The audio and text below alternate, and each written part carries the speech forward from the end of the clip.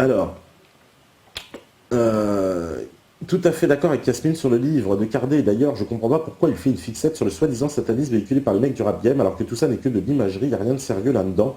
J'ai l'impression que Cardé n'a jamais étudié le rock ou la heavy metal, parce que niveau pseudo-satanisme, pour faire vendre le rap, c'est de la piste de chat à côté. D'accord, Mantas, évidemment. Oui, ouais, c'est vrai que dans le rock, il y a une certaine...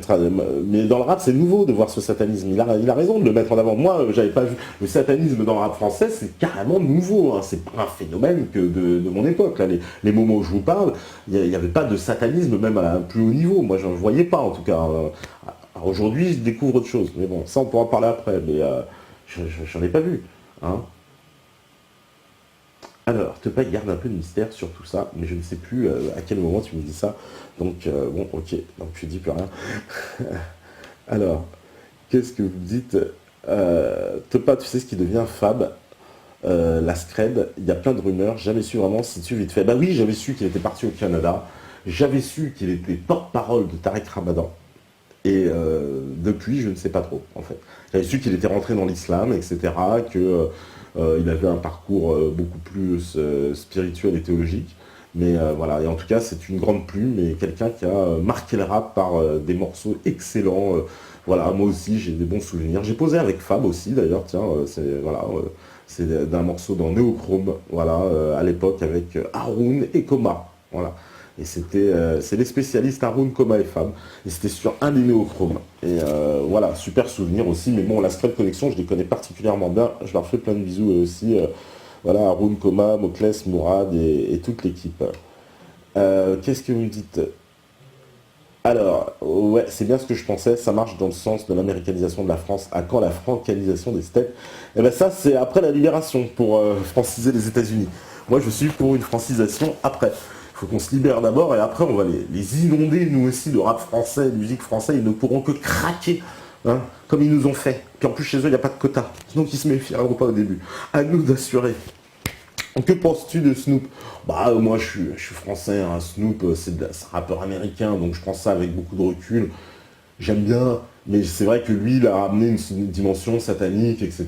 Je vais pas me lier à Murder Was a Case, ça reste un des morceaux les plus sataniques où Snoop il explique carrément qu'il a fait un pacte avec le diable, hein, on va pas se mentir, hein. Pour ceux qui connaissent Murder Was a Case, c'est la signature du diable, carrément, c'est le clip absolument qui prône de vendre son âme au diable. En tout cas, Snoop nous dit qu'il a vendu son âme au diable pour arriver là où il est. C'est dans ce clip la clé. Mais après, voilà, il rappe justement extraordinairement bien. Moi, il m'a fait kiffer, il a bercé ma jeunesse, si j'ose dire. Donc oui, j'adore Snoop d'un point de vue musical. Hein. Voilà. Ah bah là, Julio, il me dit un avis sur le meilleur album de l'histoire, le rap français, Opéra Puccino. Eh ben oui, je l'ai dit tout à l'heure. Pour moi, c'est Opéra Puccino, mais je sais pas si on pourrait, c'est peut-être tu me dis la même chose, mais ouais, c'est Opéra Puccino. Moi, pour moi, un des meilleurs, mais j'en ai plein d'autres que j'aime, hein, parce que tu vois, Arsenic aussi, quand même, quelques gouttes suffisent. C'est énorme. Il y en a plein quand même que je place. Mais bon, Oxmo, je le place de cœur parce que je le connais personnellement et que c'est quelqu'un que j'aime beaucoup personnellement et qui a une plume incroyable et qui est pour moi un artiste qui dépasse tous les standards du rap. Hein. Oxmo, justement, il a transcendé tout ça et depuis le début. Hein, moi, je l'ai connu, Oxmo, il a commencé. D'ailleurs, il dédicace dans son premier album, Opéra Puccino, vous verrez, à ceux de mes débuts, vous verrez, Pat, Agnès, Diabuse, etc. C'est marqué. Oxmo, les premiers morceaux qu'il a posé sur mon 4 pistes. Que j'avais dans ma chambre dans le 19e. Il habitait à la cité Danube, moi j'habitais un petit peu plus bas, hein, une cité qui était un peu plus, comment dire, un peu plus sur la rue Petit en fait. Et on se connaissait depuis longtemps. Il avait été ramené une fois par un ami qui s'appelle DJ Vin, qu'on doit connaître. Et vous voyez, le monde est tellement petit. Vin était le DJ de DMDG, un groupe de Barbès dans lequel il y avait un certain Mokles à l'époque déjà. Et Mokles c'était un tout jeune. Donc, vous voyez, tout ça, on se connaissait, tous ces gens-là. Vous voyez, il y avait une espèce il y a une longue suite hein, aux choses. Et Oxmo était venu à la maison. enregistrer sur un 4 pistes, parce qu'à l'époque, pas beaucoup de gens avaient le matériel. Je vous dis, c'est pas comme aujourd'hui, avec tout le monde des ordinateurs, etc. C'était pas comme ça. Et donc, moi, j'avais un 4 pistes, bah, il y avait très peu de gens qui avaient un 4 pistes, hein, je vous assure. Hein. Bon, j'avais saigné pour me le payer, mais je m'étais payé un 4 pistes, et c'est vrai que les gens pouvaient comme ça. J'ai fait tout un tas de morceaux qui, peut-être un jour, j'ai des tonnes comme ça de cassettes, je vous assure que peut-être ce seront des bijoux, je ne sais pas, je ne me rends pas compte. Vous savez, comme on trouvera les vieux Manet, les vieux Rodin, ben là, on dirait des vieux Oxmo et des vieux Expression Directe qui ne sont jamais sortis dans le commerce. Ça reste des bijoux, quoi. Hein. Alors, qu'est-ce que vous me dites sur le chat?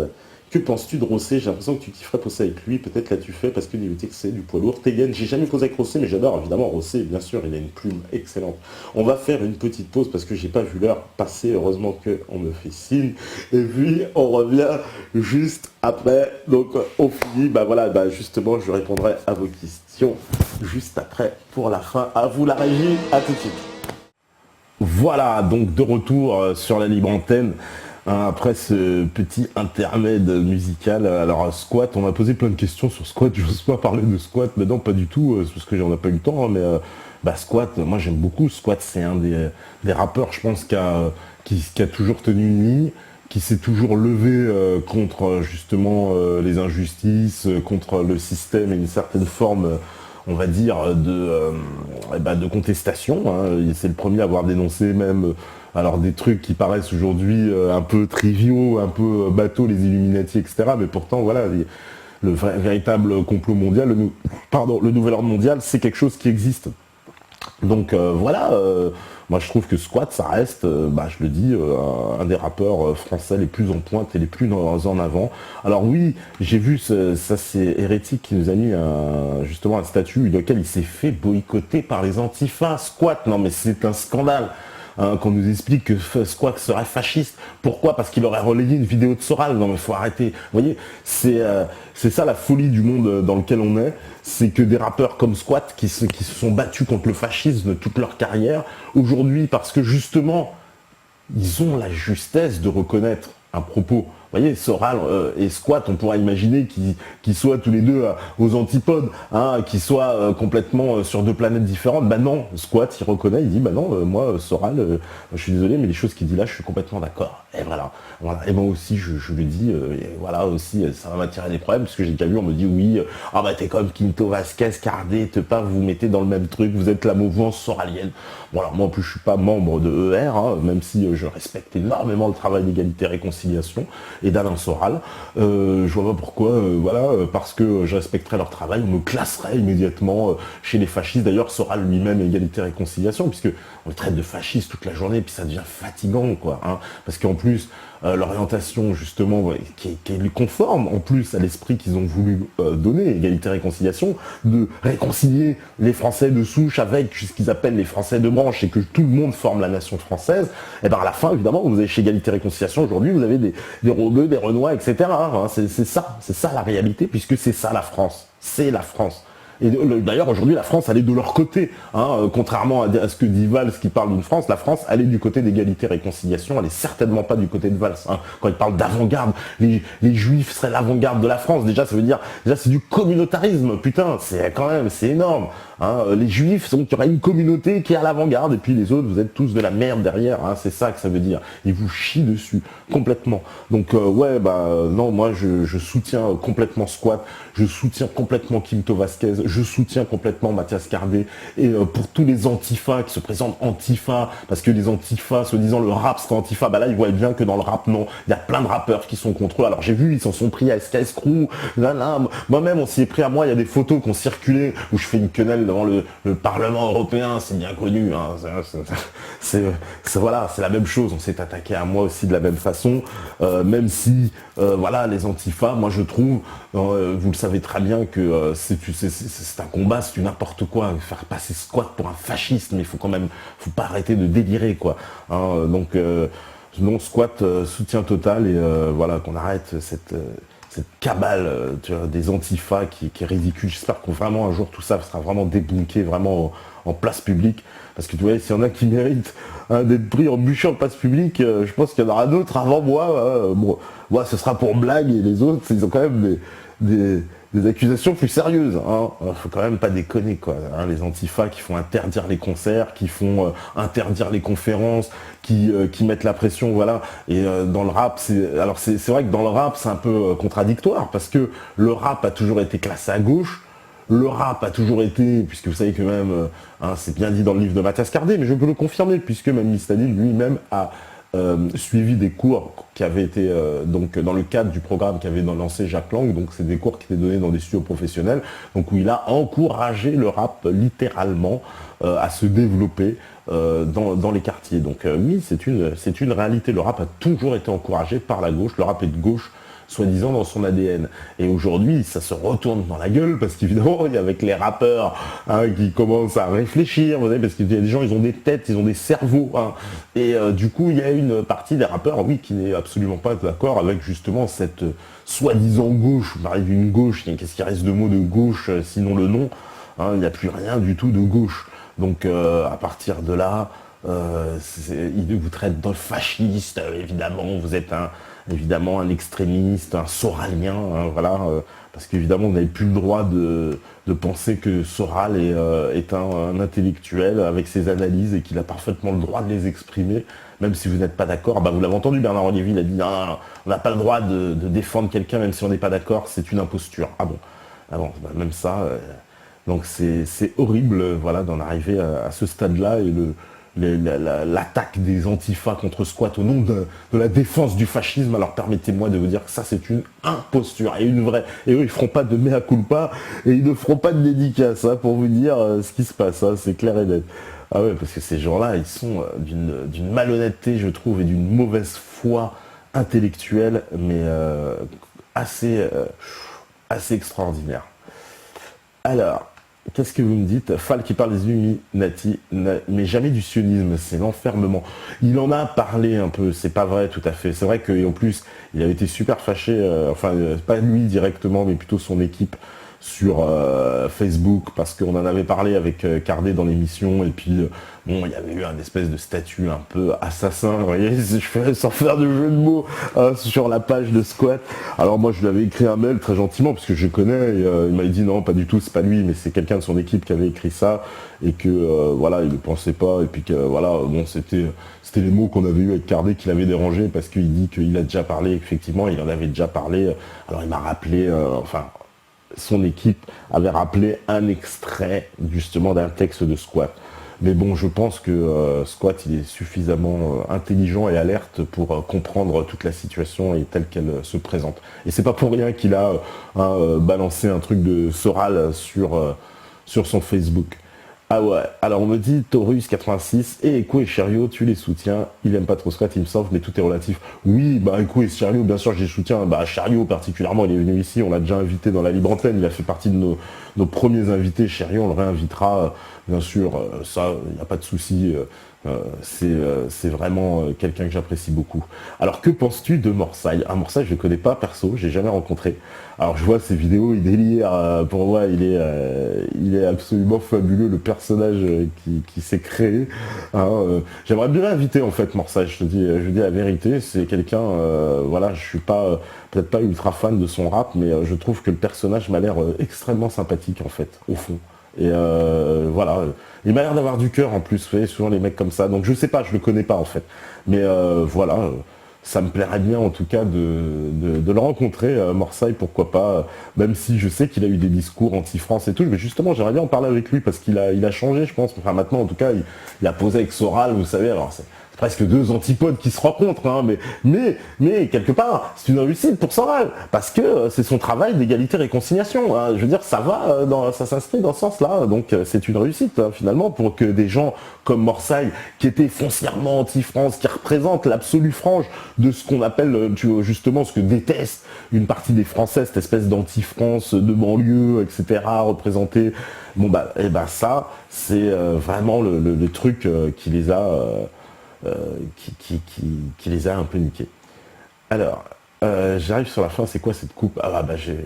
C'est une coupe spéciale, je me laisse pousser la crinière. Quand j'aurai une espèce de crinière de lion comme ça, là, je pourrais tout raser à la fin du tour. Voilà. Alors, qu'est-ce que vous me dites? Euh, T'es pas chaque pause, t'ouvres un bouton, qu'est-ce qui t'arrive? Parce qu'il fait de plus en plus chaud, je crois. Je vais peut-être finir par l'enlever, même si vous voulez mon avis. Alors, qu'est-ce que vous dites? Bravo, en ta franchise, on pense pareil, d'accord, merci. Je sais pas, c'est sur quoi. Eh ben, t'as pas une émission avec ça pourrait se faire avec Squat, mais bien sûr, on lui a proposé même. Je vais te dire, Squat, il fait partie des gens qu'on a invités, mais il vit au Brésil, comme beaucoup d'entre vous le savent. Et donc, il n'a pas, ça va être difficile. Il fait des passages à Paris, mais je sais pas si on arrivera à l'avoir entre deux passages. Mais en tout cas, je lui ai proposé. J'aimerais bien, ouais, qu'il vienne dans une émission. Ouais, ce serait vraiment génial. Euh, Propre ta coupe, ouais, bon bah on commence à se moquer de ma coupe, c'est ça, vous commencez à squatter ma coupe. Alors, que penses-tu de Notorious Big? Bah j'adore Notorious Big. Moi quand j'ai vu Notorious Big pour la première fois, bah je suis tombé devant son rap absolument voilà, phénoménal. Le mec il a un flow de malade quoi. Voilà, j'adore Notorious Big, oui, je confesse. Alors, Hermite, je suis de R, je suis d'accord avec toi, c'est Nico Dulou. Ah bah oui, donc il y a des gens de R qui sont là. Bah voilà, donc franchement, on vous big up en tout cas. Alors, qu'est-ce qu'on nous dit? Hermite, pour ER, je suis mort, mais je me considère pas du tout comme Sorania ou Dieudonné. J'ai toujours trouvé idiot de voir sectaire, de catégoriser les gens comme ça. Hermite, bravo. Moi, je pense que c'est exactement ce qu'il faut. Qu'on arrête de catégoriser les gens, hein, et puis de stigmatiser, de cristalliser tout autour d'une personne, surtout dans les organisations comme Égalité Réconciliation, ou même à l'UPR avec Asselineau, il se pose la même chose, où il y a une tête, en fait, et tout se cristallise sur la tête. Je trouve, mais c'est un peu la même chose avec Meta TV. Et non, je suis contre, oui, effectivement. Alors, qu'est-ce que vous me dites encore? Connais-tu Immortal Technique? Il est clairement dans des clips excellents. Bien sûr, Davidoff, on le passe, même des clips d'Immortal Technique, bien sûr, je connais, je kiffe bien, mais on passe des clips d'eux. Ah, Zarma qui me dit que tu penses de DJ Mehdi. Bah oui, DJ Mehdi, paix à son âme, c'était un très grand producteur, quelqu'un qui a fait des musiques formidables à l'époque d'Ideal J. On me demandait ce que je pensais d'Ideal J, j'adore Ideal J, évidemment, c'est un groupe énorme qui a marqué le rap français. J'ai connu Kerry très très très bien, de très très très près. Hein, donc c'est toute la mafia Cafri d'ailleurs, c'est des gens que j'apprécie énormément, avec qui on a fait un bout de parcours, parce que quand on a fait entre 96 et 2000, il y a eu l'album aussi L'Invincible Armada, qui a été une énorme étape, qui était l'album de Mistadi, sur lequel on retrouve tous les grands noms du rap français. C'est un album que certains d'entre vous connaissent, certainement pour les plus aficionados, les plus pointus, si j'ose dire. Et on retrouve justement Squat, il y est sur cet album, un morceau anthologique d'ailleurs, avec Abuse et Delta d'Expression Directe. On retrouve dessus, il y a Zoxy, il y a Oxmo, il y a Rof, il y a 113, il y a Kerry James, il y a Saïd Desmureaux, il y a qui encore? Bah si on prend tout l'album, évidemment, toute Expression Directe. Il y a en solo en plus, donc on n'a pas trop l'habitude de les entendre en solo. Il y a Pete Bacardi, il y a Cassidy des X-Men, il y a qui encore? Oh là là, j'ai peur d'oublier. Bon bah si on reprend même avec le freestyle, il y a Salif, il y a Nizet exactement, parce que il y a même Excess avec lui. Il y a qui encore? Il y a Bams, il y a l'Escadrille. Il y a, oulala, je peux même plus vous dire tous les noms qui sont présents sur l'album L'Invincible Armada. Et en tout cas, c'était un album, je pense, des plus grands classiques, classiques de chez classique, en tout cas pour les vrais amateurs de rap. Il y avait le morceau de Diabuse, normalement, le Gangster Parodie, justement, qui est énormissime, énormissime. Gangster Parodie, un morceau sur l'Invincible Armada qui mérite, franchement, Diabus System, qui mérite d'être très connu, et d'ailleurs qui est très connu parce qu'il est aussi sur la compilation de Cut Killer Show. Voilà. Ouais. Ah oui, j'avais fait la compilation aussi. Opération Freestyle, c'est une compile qui est très très très connue aussi de Cut Killer. Au-dessus, il y a tous les groupes de rap français. Et il y a un morceau, justement, les spécialistes Diabus, avec, comment dire, ça s'appelle La Voix du Peuple. Voilà. Un gros morceau. D'ailleurs, si Steph il retrouve ce morceau-là, La Voix du Peuple, ce serait excellent. La Voix du Peuple, les spécialistes Diabus, parce que, alors surtout pas la version de Princesse Agnès parce qu'on la trouve sur internet, mais elle a enlevé mes voix, donc il faut trouver la vraie version, la voix du peuple, les spécialistes où il y a mes voix, hein, parce qu'elle a enlevé mes passages, parce que vous savez quand ils font les mixtapes, on fait des versions et elle fait sa version avec ses voix, donc des fois on la trouve celle-là et il n'y a pas mes voix dessus. Alors, une grosse émission sur l'astrologie, l'alchimie et la compréhension du projet mondial. Je compte sur toi, pas mon cher Rogelio. Oui, bien sûr. Et grosse bise à toi. Évidemment, ça fait longtemps que je t'avais pas vu. Justement, sur le chat, je m'inquiétais. Gros bisous, Rogelio. Et oui, tu as tout à fait raison.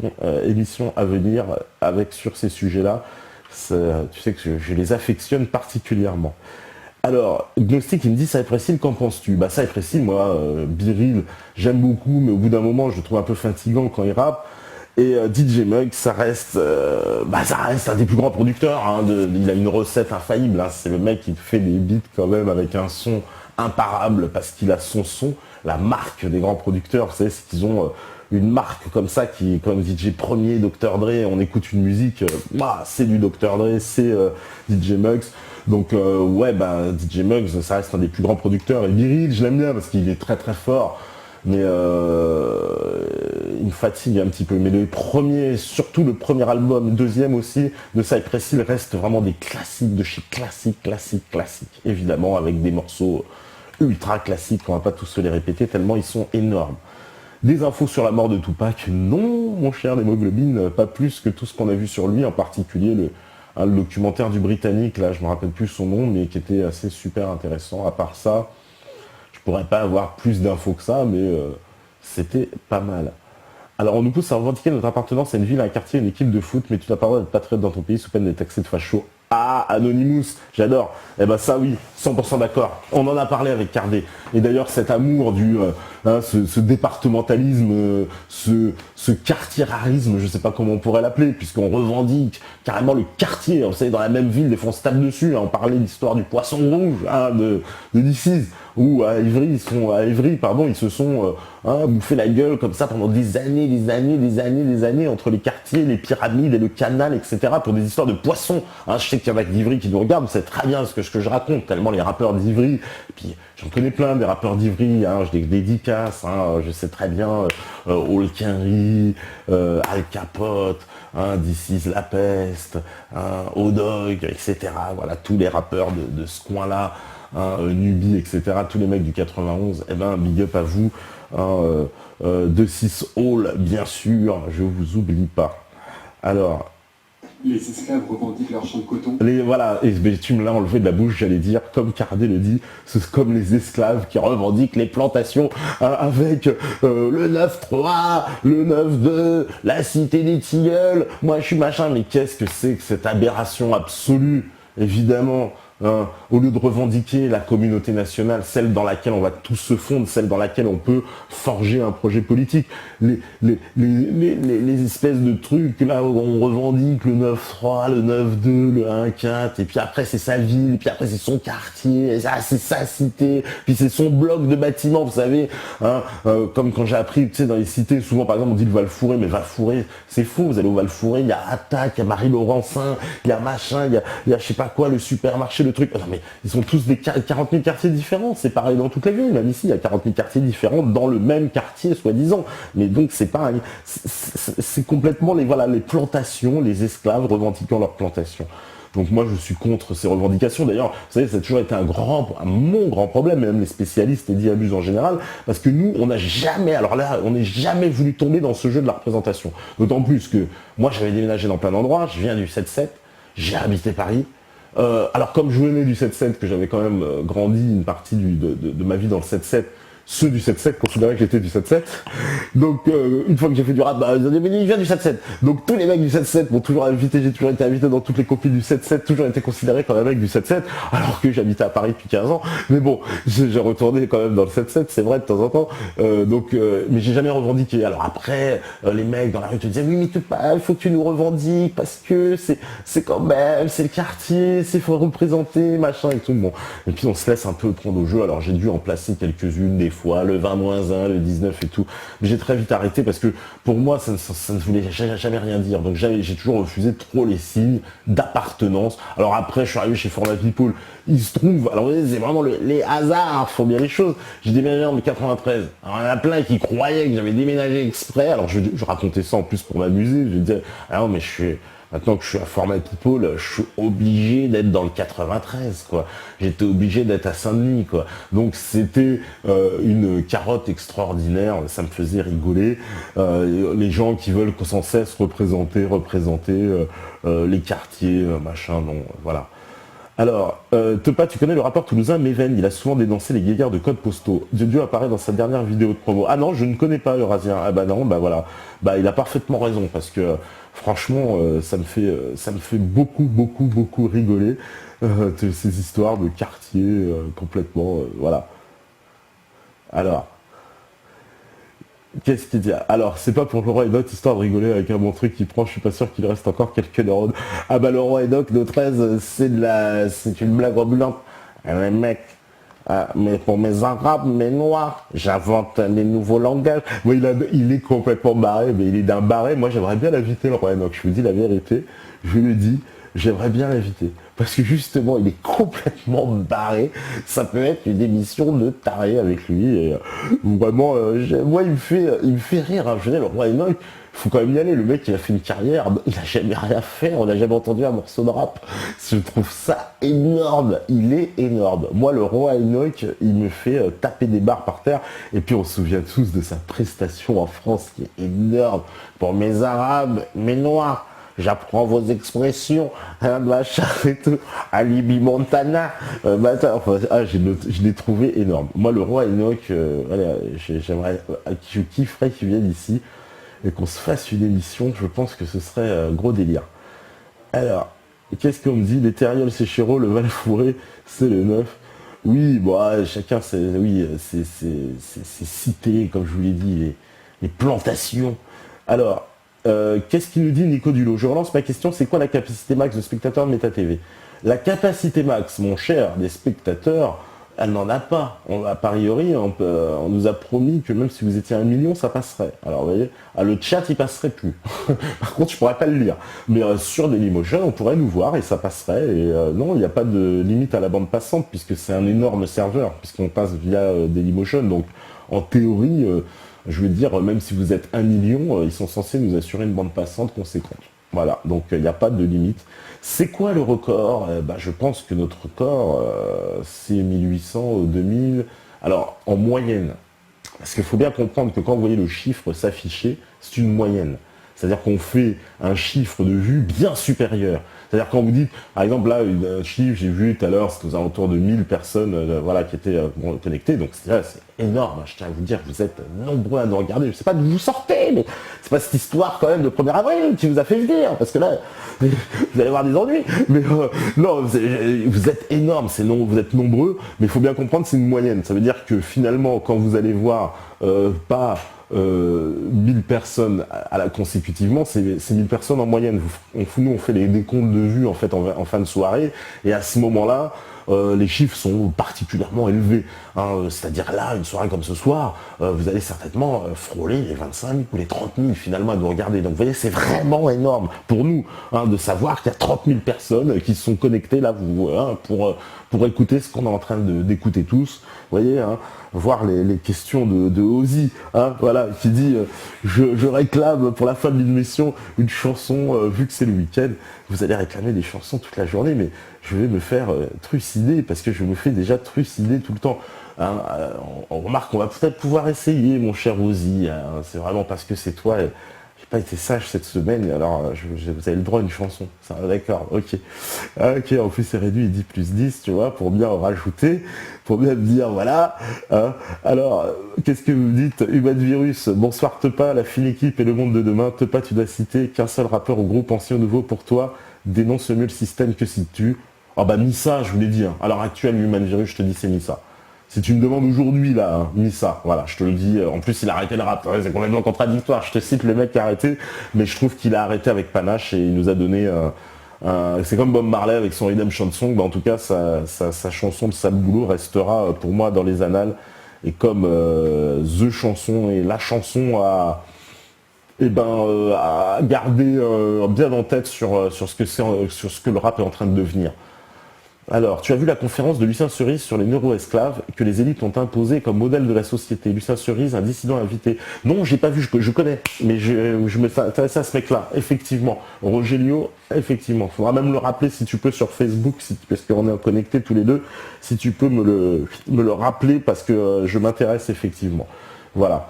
Donc Kabira me dit 25 à 30 000, ben oui, en vue totale, ma chère Kabira, absolument, en vue totale. C'est pour ça que le chiffre que vous voyez s'afficher, c'est un chiffre trompeur, d'autant plus qu'on découvre que ce chiffre n'est pas très fiable parce qu'il change. Il y a souvent des trucs, vous voyez, on passe de 500 à 1000 en 2 secondes, vous changez de clic et tout, machin, enfin, il y a pas mal de trucs, c'est pas au point. Voilà, on a des petites choses à voir bientôt avec notre serveur, enfin notre hébergeur, je veux dire, pour parler de tout ça, parce que c'est pas tout à fait normal. Hermite, tu pourras rappeler, donnez-moi d'Enrico. Ah bah non, ça va encore être mal interprété, mon cher Hermite. Hein, donnez-moi. Non, ça. Il y en a qui vont mal le prendre. Hein. Je t'ai dit, j'arrête, je fais du zouk, je fais comme Dieu donné. Je vais faire du David Martial, tu vois. Oh, c'est Kalékadon. Là, je ne prends plus de risques, c'est terminé. Du zouk, voilà, un petit, je vais peut-être vous faire... je sais pas, même la chanson j'ose plus, tu vois, on me dit ouais voilà, on te pardonne si tu chantes. Ok, la chanson du poisson d'avril pour la fin de la semaine et finir sans queue de poisson. On t'adore, te pas numéro 1, méta émission. Merci mon cher Angelo, moi aussi je t'envoie 10 milliards de bisous. Merci encore à toi, ça fait plaisir de te voir sur le chat. Alors, perso, j'ai connu Méta TV par le biais d'égalité et réconciliation qui a relié l'une de vos vidéos. J'y ai goûté, j'y reste. C'est Gnostic qui nous dit ça, bah voilà, et ben big up en plus, voilà, égalité et réconciliation, j'en profite. Voilà, pour les big up, parce que c'est vrai, ils relaient nos vidéos. En plus, je les ai eus, j'aurais envoyé un petit mot, je vous l'ai dit, d'excuses pour pas froisser avec égalité et réconciliation. On les connaît pas trop en plus personnellement, mais on apprécie énormément ce qu'ils font, on respecte énormément leur travail. Et voilà, j'ai envie de me froisser avec eux pour une blague et tout. Et ils ont très bien compris. Vous voyez, contrairement à d'autres gens qui se sont beaucoup, je trouve, répandus, en tout cas on en reparlera de toute façon, je vais pas relancer les polémiques, mais voilà, ils ont eu une attitude en tout cas qui me semble très digne, très respectueuse. Moi je les remercie et voilà, je remercie tous les gens qui nous ont soutenus aussi là où évidemment on était dans un tsunami d'insultes et de haine assez comment dire, assez éprouvante quand même, hein, faut le dire. Et il y a des gens comme ça qui nous ont donné leur soutien et qui n'ont pas cédé justement à la vindicte populaire un peu, vous voyez, comme tout le monde au feu et tout. Et puis il y a des gens qui disent arrêtez vos conneries quoi. Et ces gens-là, il y avait égalité réconciliation dedans, il y avait Mathias Cardet, il y avait Adrien Abosi, il y avait Vincent Lapierre, il y a eu Pierre-Yves Rougeron. Voilà, tous ces gens-là, on les remercie de garder leur calme, d'avoir pris les choses à sa juste mesure et surtout qui ne sont pas tombés dans une espèce de vindicte populaire et vengeresse qui demandait notre tête sur un plateau tel des âmes damnées. Ça me fait penser à la photo qu'a fait Sainte Sankenel à notre égard, où on nous voit au feu les métanotes. Sainte Sankenel, je lui fais de grosses dédicaces parce que sa photo, j'en ai pas parlé, mais je la trouve excellentissime.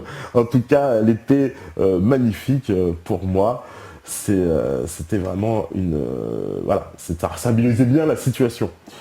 Bon, je vois qu'il est l'heure, allez.